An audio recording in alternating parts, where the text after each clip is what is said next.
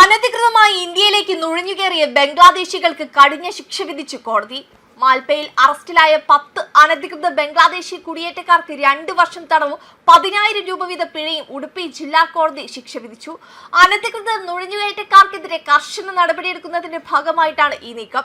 ബംഗ്ലാദേശിൽ നിന്ന് അനധികൃതമായി ഉടുപ്പിയിലെത്തിയ Hakim Ali, Sujon S K, Ismail S K, Karim S K, Salam S K, Rajikul S K, Muhammad Sojib, Rimul Muhammad Imam, Sheikh Muhammad Jahangir Alam എന്നിവരാണ് ശിക്ഷിക്കപ്പെട്ടത്.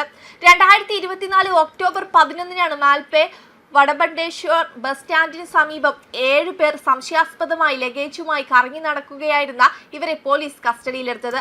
പരിശോധനയിൽ നിയമവിരുദ്ധമായ വ്യാജ ആധാർ കാർഡ് രേഖകൾ ഇവർ സൃഷ്ടിച്ചതായി കണ്ടെത്തി. അങ്ങനെ 7 പേരെ അറസ്റ്റ് ചെയ്തു. അന്വേഷണത്തിൽ ബംഗ്ലാദേശിൽ നിന്ന് ഉടുപ്പി താലൂക്കിലെ പതുതോൺസെ ഗ്രാമത്തിലെ ഹുഡയിൽ നിന്ന് എത്തിയവരാണെന്ന് ഇവർ സമ്മതിച്ചു. ഇവർ നൽകിയ വിവരങ്ങളുടെ അടിസ്ഥാനത്തിൽ 3 അനധികൃത കുടിയേറ്റക്കാരെയും പിന്നീട് അറസ്റ്റ് ചെയ്തു.